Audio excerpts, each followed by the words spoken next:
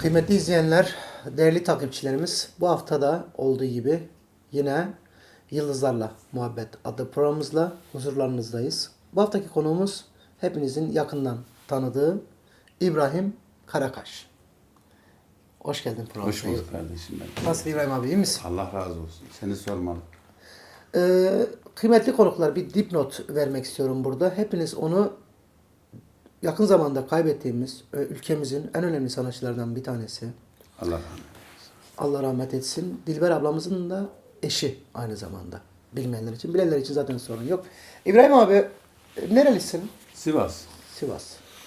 Sivas. Müzikle de sen aynı zamanda Dilber abladan önce de müzik yapıyordun. Değil mi? Doğru, Sahne, doğru, mane falan doğru. var. Biraz anlatır mısın bize? Müziği anlatmanı istiyorum. Müziği anlatmanı istiyorum. Evet. Müziğe ben abimin bağlama çalıyordu o. O zaman darbuka çalıyordum. Böyle kına gecelerine, düğünlere falan gidiyorduk. Tabii o zaman yaşımız 16 falan. Sonra işte baktım abim biraz çalmaları bana ilkel geldi. Evet. Kalbi kırılmasın da. Ben dedim hani dedim biraz daha böyle ileri çalışanların yanına yaklaştım çarşıda. Sivas'ın merkezinde. Darbuka çalıyordum o zaman. Uçuruyordum darbukayı Şerif Baba. Eyvallah. Ondan sonra neyse sanatçımız gelmedi. Evet. Sanatçımız gelmedi. Dedim ki ben okuyayım ya dedim. "Ha, git dediler sen ne okuyacaksın dediler. Oğlum çal darbukanı dediler. Eyvallah. Lan oğlum sanatçı yok ben çalayım okuyayım dedim. Okuyayım ya. yani. He, he. Fırsat bu fırsat kardeş. He, vermediler abi bana. Kıskandılar seni. Bilmiyorum. Ondan sonra Şerif'im bir düğün işi geldi. Evet. O zaman da üniversite yeni açılmış. Evet. Böyle bir çay partisi falan şeyleri var. Dedim ki sazlara, oğlum dedim iş aldım geliyor musunuz dedim. Ne işi dedi. Dedim çay partisinde dedim. Program yapacağız dedim. Kim okuyacak dedi sen. Ben okuyacağım dedim. Allah Allah. Hadi dedim. Evet. Sipali sağlam dedim. Tabii para da sağlam olunca hemen geldiler. Arkadaşlar. Orada işte İlk sahneye çıkış orası mı? evet, evet. Darbukayı Evet. bıraktın. mikrofonu Darbukayı aldın. bıraktım. Dedim, Bir daha bu iş- darbukayı çalanı dedin. He. Eyvallah. Peki Öyle başladım yani. daha sonra o aşamadan sonra Sivas'ta mıydın o? Hep O Sivas'taydım. Bir albüm yaptım. Sivas'ta. Sivas'ta ama öyle amatör yani. Evet. Böyle telif hakkıymış. Ben bunları da bilmiyor yani. Eyvallah. O zaman En meşhur şarkılar hangisi? Onları okuyorsunuz. aynen şey okuyoruz.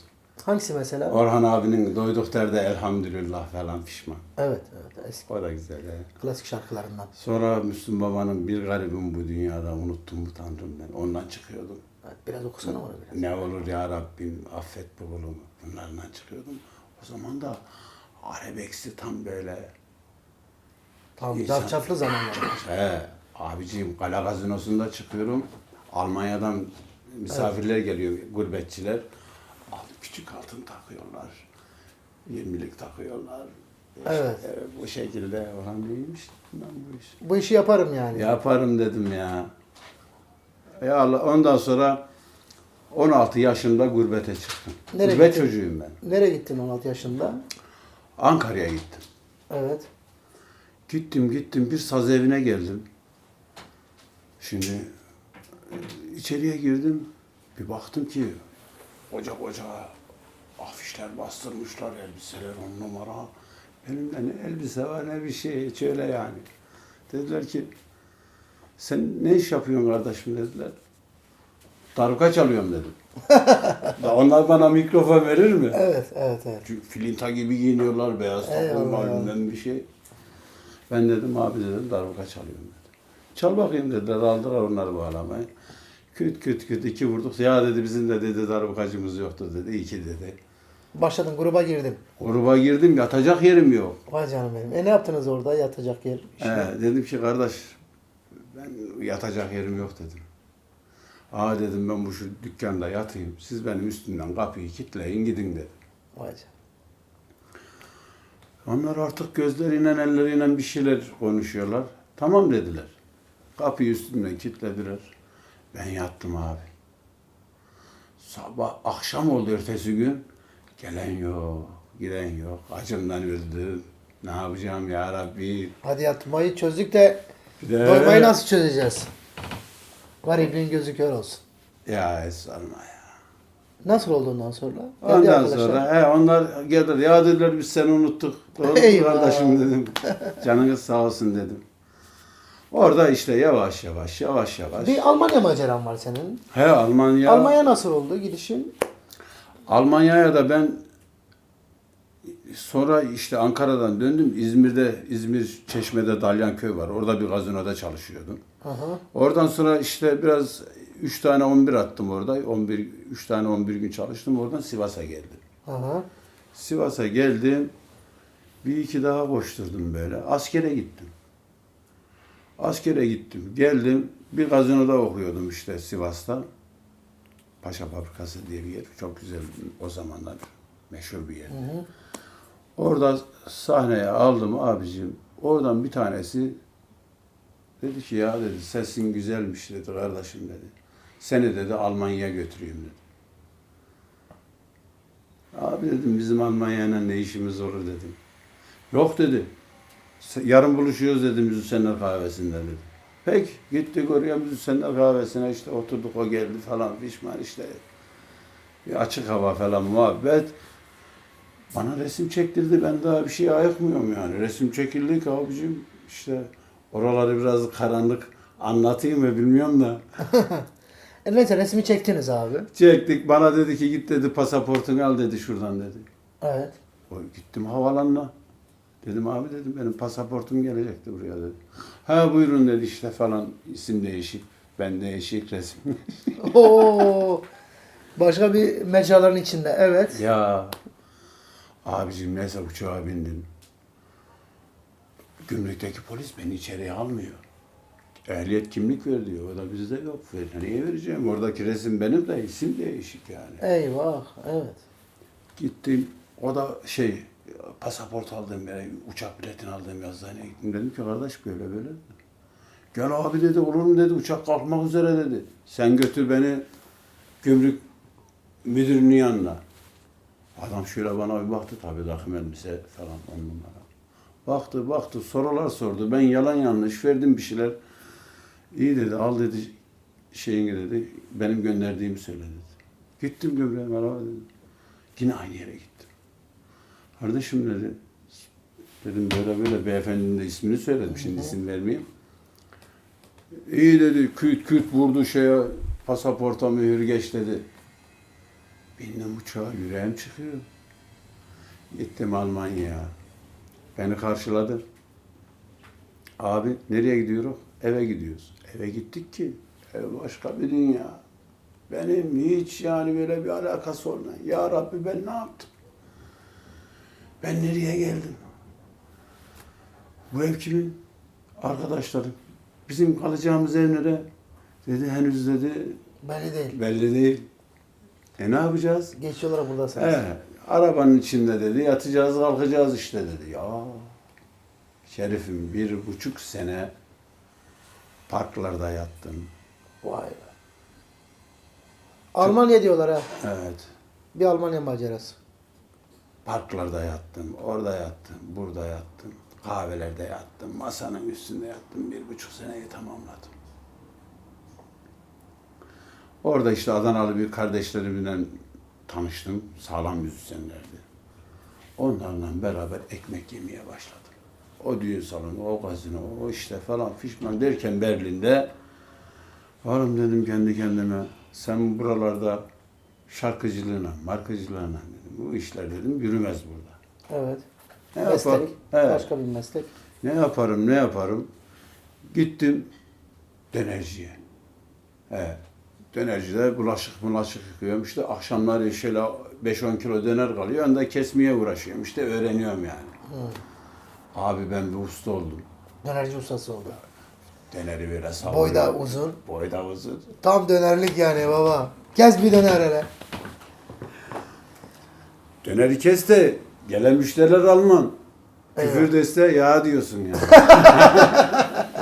Ulan bu nasıl dönerdir? Ya. Ya güzel. Peki Öyle.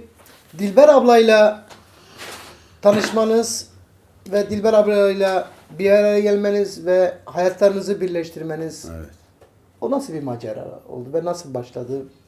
Oo. Nasıl birlikte yol yürümeye karar verdiniz? Şimdi çok değerli bir sanatçı arkadaşım var. Evet. Onun evine geldim. Onun da albümü çıkmıştı. Evet. Hani ona da şimdi küstüğüm için ismini söylemeyeceğim. Harbi ben dobra dobur bir insan. Eyvallah. İsmini vermeyeyim de işine gücünü Allah rast getirsin. İşte orada onun da albümü patlamış ki uçuruyor ortalığı.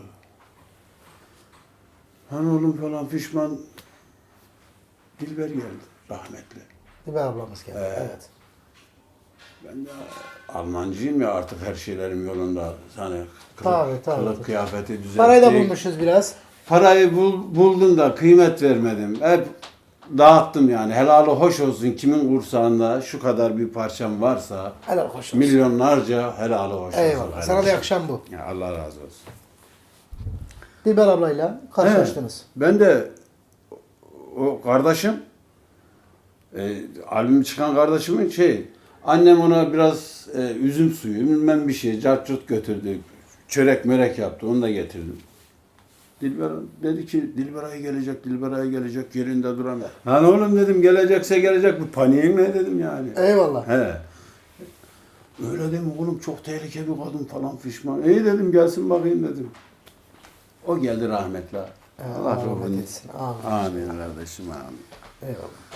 Bazen böyle yani alıyor götürüyor beni ya. Allah kimsenin başına vermesin Amin. kardeşim ya. Nerelisin sen dedim. He. Sivaslıyım dedim.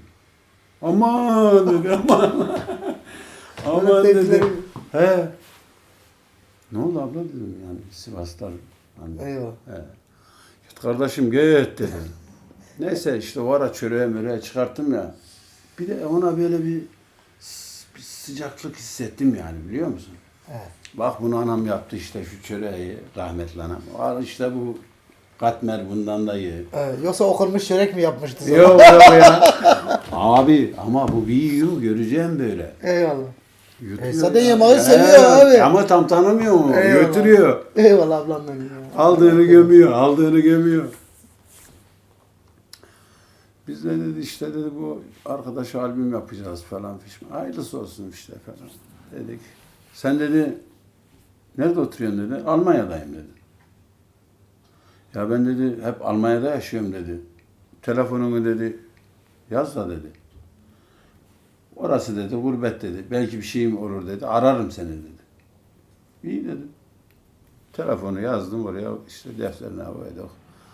Ha ha hi konuşuyoruz işte falan ama biz tabii Tabii Dilber ayıdır yani. kardeşim. değerli bir sanatçı yani. Eyvallah. Yani biz artık böyle kedi Hürmet. gibi, kedi Hürmet gibi kendine. saçına bakıyor, ellerine bakıyor. Evet tabii. Ondan sonra neyse bunlar gittiler. Bunlar gittiler. Ondan sonra ben 3 gün sonra Almanya'ya gittim tekrar. 10 gün sonra bir telefon çaldı. Efendim dedim. Ben dedi Dilberay dedi. Oo ablam nasılsın iyi misin işte şudur budur. Dedi ben dedi Berlin'e geliyorum dedi. Hoş geldin dedim gel dedim. Misafirim ol dedim. Ondan sonra bakalım dedi. Ya şimdi ben de bir erkek arkadaşım var yani. Onunla beraber yaşıyoruz yani. Müzisyen. Hem bekar adamsınız. Bekar aynı he, zamanda. müzisyen arkadaşım yani. Şimdi onun da evi yok. Evet. Ev benim de onun da gidecek yeri yok. Canım benim. He. Rezilliği de çekmişim ben ona destek olmaz mıyım? Helal olsun. He. Neyse Şerefova. Dedim hele dur ya falan. Ya dedi sen dur falan gelme bilmem bir şey diyorsun. Sen evli misin yoksa dedi. Yok dedim evli değilim dedim. Bir Almanla evliyim dedim. O da ayrıyım dedim yani. Evet, kağıt için. Yani öyle bir Almanya'da oturmak için. yani. Dedi ben dedi geliyorum dedi. Gel dedim. Evet. Geldi. Şimdi tren istasyonuna gittim Banof'a. Onun gelme saatini bekliyorum. İşte az 20 kilometre kaldı, 10 kaldı, 5 kaldı. Dilberay indi. Kardeşim, ben sanki 40 yıllık, 50 yıllık Arkadaşımı bekliyor. bir arkadaşımı bekliyorum da o geliyor yani. Biliyor musun? Ha kardeşim, gittim bir sarıldık birbirimize.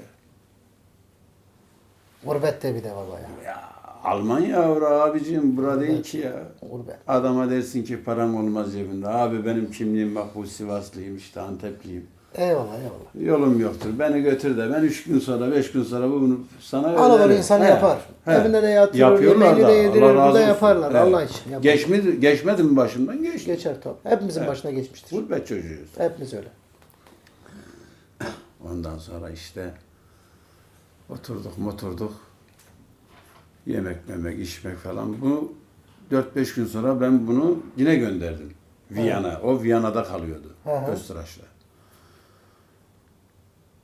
Bir daha geldi. Gelmez dedim ama geldi. Bu sefer 2 valizine geldi. Çeke. Canım benim. Dedi böyle, tamam dedim. Bu bizim yazılan, çizilen bir şeyimiz. Allah ne yazdıysa onu yaşayıp gideceğiz kardeşim dedim. Tamam dedi. Birlikte Ama dedi sende dedi de mangal gibi bir yürek varmış ya dedi. birlikte karar verdin. O da akıllı bir kadın. Yani. O da hayatı bilen bir kadın. Çok. Tabiri caizse feleğin çemberinden geçmiş bir kadın. O 500 insana baktığı sene zaman geçmiş. insanın profilini çizer. Hangi insanla yol yürülür, hangi insanla yol yürülmez. Onu ciddi anlamda bilen bir insandı. Allah mekanını nur etsin. O da Amin. doğru bir adamı Amin. seçti. İşte bu hayat böyle bir acımasızın bir tarafı var. İşte ölüm Ya. hepimizin başını, hepimiz sevdiklerimizi bir şekilde İBOM kaybettik ve kaybediyoruz. Hala Allah kaybetmeye rahmet devam eylesin. ediyoruz. Cümle gelmiş geçmişler. Yani ömrünü sevdiklerine versin Dilber abla. Amin. Yani.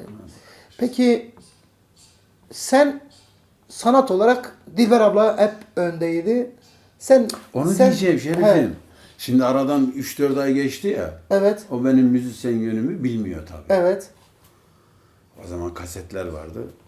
Kasete bir tane teybe bir tane kaset koydum. Evet. Aramızda çalmışız, okumuşuz. Meşgul ya. mesela, evet. Ya dedi bu kim dedi ya buna dedi bir albüm yapalım dedi. Benim dedim. Sen sanatçı mısın dedi. Değil de uğraşıyorum öyle dedim hani dedim. Ondan sonra ya çok güzelmiş. Dedi sana dedi ben bir şarkı bulayım dedi. Hemen dedi buna yapıştıralım dedi. Evet. Hangi şarkıymış dedi. Cevdet Bülbül var ya dedi. Evet. İyi tanırım dedi. Onun dedi. Ne şarkı neymiş dedim. Köz gönder bana. Evet. Daha hiç kimse okumadıydı yani. Evet. Biz o şarkıyı Cevdet abiden aldık, Cevdet Bülbül'den. Bir eski 2000'i bilirsin. İyi biliyorum. He. Oraya gittik. Uğur Karakuş oturuyor. O dönemler ben de oradaydım aslında ama Öyle mi? hayal meyal hatırlıyorum. Yani ben de çünkü o dönem 2000'e takılıyorum. Yani tarihte diyebiliriz galiba 98. Evet. Babamla rahmet Çünkü o kardeşim. dönemler ben de oradaydım. He. İşi kime yapacağız? İlyas Keçici var. Evet, besteci arkadaşımız. He, besteci kardeşim. Ona da Selam selamlar olsun. olsun. Ona dedim Uğur'a da ki, selam olsun. Şimdi Uğur Karakuş'un ismini Evet, söyledik. evet. Selam söyleme de savaş Evet. çıkar. Uğur sana da selam Hemşerime olsun. de öpüyorum onu. Eyvallah. Ondan sonra İlyas dedi ki bir de kendi yazdığım bir şey vardı. Sen dedi köz gönder bana yok dedi. Tamam dedi. Bir de ben de çalıştığım için biliyorum onu. Yani iyi bir repertuar görüşü var. Evet. Yani hangi parça ne zaman tutar, nerede tutar, nasıl Doğru. benimsenir onu da bilen Büyük bir insan. üstadımız Büyük o usta. da. Evet. Neyse biz 2000'e gittik. Orada bizim Murat Sakaryalı. O da Berlin'de kaç kere geldi Selam gitti olsun. oradan. Ya dönem, bak o dönem ben hatırlıyorum hayalimi. Çünkü ben de sürekli bizim mesaimiz sevgili Uğur'la beraber hep o stüdyodaydı. Ama Murat Sakaryalı da uçuruyor o zaman Tamam, var ya. çok bir iyi. Hala iyi dehşet. keman. Hala öyle Hala yani. iyi keman. Eksik bir şey yok yani. Aynen öyle. İyi Kemal. Dedi Baro dedi bunu oku dedi bunu yapalım güzelce dedi. Abicim bunu biz var ya 3-4 saatin içinde bir datı haline getirdik. Onun kafanda garibimle dolanıyor Dilber'le. Evet. Final. Final baktık yani meğersem yani biraz da sen harcama yapacakmışsın yani. O dönem, evet. O da ondan sonra da ben de dedim ki ben para vereceksen ben ne işim olur? Yani. Dedim kardeşim. Yapmıyorum dedim. Sonra biz şeye çıktık. Savaş Ayın programına. Evet. O zaman A takımı vardı. Allah Hatırlıyorum. rahmet eylesin Savaş abimle. Abi. Biz orada evlendik. Kibariye'den sonra evlendik. Savaş A Tabii takımdan mı A evlendiniz? takımında tabii. Vay be. Onu bilmiyordum bak. He. Çıktık oraya bize klip çektiler gittiler orada. Var mı onun görüntüleri? Bilmiyorum ki. Ama arşivde vardır mutlaka. Vardır. %100 vardır yani. İşte Dilber gelinliklerini giydi. Ben elbisemi giydim. Vay be. Canlı yayında düğün Canlı yaptınız yayında baba. düğün yaptık. Takım akı geldi mi baba? Taktılar mı sen? Nerede? Hep cepten arıyorduk. Böyle olur ya izleyiciler filan. Gelinin abisinden, damadın kardeşinden, savaş abisinden filan. Abi? Orada işte evlendik. Eyvallah. Tekrar Almanya'ya gittik işte. Beraber kaderimizi Evimize. yaptınız. Tabii ki seyirci sizi hep çok sevdi. İkinizi de çok sevdi. Allah razı olsun. Yani birçok televizyon programında hep beraberdiniz. Ama ben biraz geri çekildim. Sanat olarak. Evet. Geri. Ama Bir evde bu- bir del olur. aynen. Şerifim, Ama bir şey sen de olmaz. iyi yaptın. Sen de onun beyni oldun bir yerde. Evet. Müzikal beyni oldun, Tabii canım. stüdyoda beyni oldun, Tabii. eserleri seçerken beyni Doğru. oldun. Yani Klipler, her şey. hani derler ya her başarılı bir kadının arkasında bir erkek, her başarılı erkeğin arkasında bir kadın. Doğru baba. Vardır bu. Doğru baba. Ve ben ikisinde kaç yıllık evli kaldınız abi? Allah rahmet eylesin. 22 amin. 22 yıl. 22 yılım gitti. Koca 22 yılı sen ablamızla beraber o sana, sen ona Dolu bir şekilde dolu dolu yaşadınız. Dolu dolu. Ne mutlu ki insan severek bir hayatı paylaşması. Neleri yaşadın mesela onu o kaybedişindeki tabii ki insan anlatamaz. Nasıl bir atmosferdi o an? Ya 22 tane sene hangi birini böyle nasıl böyle anlatayım? Tarifi de yok. Edilmez. Hem eşim oldu. Kaybedilişindeki an. Kaybedilişi sendeki ben an, oradaki atmosfer sende. bittim ben ya. Gördük zaten. Halen kamerada seni. bazen böyle oluyor. Peki Dilber ablanın sanatla uğraşan, şarkı söyleyen ve o misyonu devam ettiren herhangi bir kızı, oğlu Yok. var mı? Yok kimse. Yani şarkıcı oğlu yok. Onlara Yani. müsaade bile etmez. Yok. Onlara müsaade bile etmezdi ya. Değil mi yani şarkı söyleyen bir oğlu yok. Peki bu saatten sonra şu anda bir klip Dilber ablanın son Evet. albümündeki bir klip çalışması yapıldı. Evet. Orada bir düetim var. Bundan sonra İbrahim Karakaş Dilberay'dan sonra ne yapacak? Hedefleri neler? Ve o misyonu devam ettirecek mi? Nasıl bir yol izleyeceksin? Ya işte şimdi bazı şeyler yapmaya çalışacağım da halk buna karar verecek. Evet. Sever mi beni, sevmez mi? Evet tabii. O adımları bir görmek lazım. Ama ben inanıyorum ki o hatıraya sahip çıkacaklar bu halk. Çok sen seveni var kardeşim. Sen de onun bir hatırasısın. Evet. Sen evet. sen onun bir emanetisin Görüyorlar bizim yolda. halkımıza. Yolda, Halkımız. orada burada görüyorlar. Seviyorlar beni. Bizim de yani Teselli kendimiz ediyorlar de beni, Seve seve beni. değil mi? Moral veriyorlar. Allah razı olsun. Ama sen hepsinden. temiz kaldın biliyor musun usta? Şimdi kimi insan vardır mesela birçok şeyleri yaşadık gördük. Birçok sanatçılarla evlilik yapanlar sürekli hani bak ki düşün ki sen sanatçı olarak tanışmışsın onunla. Yani bu işin müziğini Evet. yapan bir insansın. Hedefleri olan bir insansın. Onunla tanışıyorsun. Aslında istesen bir şekilde bir albüm de yapabilir. Tabii canım. İstersen o basamağı olarak kullanabilir. Ama sen ne yaptın? Arkasında durdun. Evet. Adamlık Evet. olarak beyni oldun onun. Eserlerine yön verdin. Stüdyoda okumalarına yardımcı oldun. Dedim bir tane Dilberay olsun. Biz arkada da onu izleyelim, alkışlayalım. Tabii ya. Reji odasında duralım. Televizyon programları yaparken hep gördük. Bunları yani gözlemleyen biri olarak konuşuyorum. Tabii ki bizim halkımız da her şeyi net olarak gören bir görüşleri var. Sen de ona yakıştın be usta. Yakıştın yani ona. Teşekkür ederim. Öyle yürekli bir kadına yakıştın. Evet. Teşekkür Çünkü herkes onu ederim. taşıyamaz. Ondan da Allah razı olsun kardeşim. Ben ona diyor. Hatırlıyor musun? Çavreş Hanım seni şarkı. Evet, Çağrışam'ın şarkısı evet. Ya dedi ki herif dedi geç şurayı oku dedi. Canım benim. Ya kardeşim şimdi okuyayım da şive Dönmüyor. ya başka bir şive istiyor Evet. yani. Nasıl bu tavukları pişirmiş hem de Tabii. şive istiyor yani. Tabii, Ha tabii. istesem okuyamaz mıyım? Okurum Okursun ama o o ahengi şiveyi, vermek o lazım. tadı ben veremem. Onu da düşünüyor olman da güzel bir şey. Çünkü onun iyiliği için Yani. yapılan hareket. Kendimi atmadım yani. Eyvallah. Dedim ki bu şarkı dedim kimin dedim. Kadir Şeker'e. Şerif'in dedi. Ya sesle dedim şunu gelsin dedim Evet. ya. Bir bakalım neyin nesi dedim. Ya hiç unutmam öyle o günü. Fulya'ya yeni taşınmışım. Benim büyük kız daha yürüyemiyor. Yani daha yeni Allah başlasın. emeklemeden yürümeye geçecek yani o geçişte. Bir yağmur da yağıyor. Hiç unutmam. Eşyalar daha eve bırakıldı. Sen telefon açtın. Evet. Afan abinin stüdyosuna. Doğru. Allah selamet doğru. versin, selam olsun. Kadir Şeker hocamıza da. Allah Evet, ellerinden öpüyorum evet. ikisinin de. Değerli bir hoca. Gel dedi biz oradayız. Çıktım geldim. Benim de bir şekilde aslında solist olarak kaderimin değiştiği yer orası. Çünkü ben de ilk orada şarkı okudum ve ilk okudum hani Kadir abinin de orada beynini ve zekasını tebrik ediyorum. Çünkü Tabii. o bölümü o kesip güzel bir edit yapıp ve o sorumluluğu da üzerine alıp o da önemli Doğru, yani. doğru. Hani bir sorumluluğu üzerine alıyorsun. Orada edit yapıyorsun. Sanatçının haberi yok. Firma sahibinin haberi yok. Hani bunu kendi başına karar verip Doğru. ve onu yayınlayıp ve tabii o sonucu, o pozitif sonucu hepimiz gördük, hepimiz aldık bir şekilde ve benim de bir şekilde solist olarak yolumun açıldığı bir çalışmadır o ve benim ilk klibimdir. Benim ilk televizyona çıkışımdır. Dilber abla da benim ilk bestemi okuyan bir insandır. Yani Doğru. bende de yani Bir sürü şarkı sayısız okudum. Ha, bir sürü.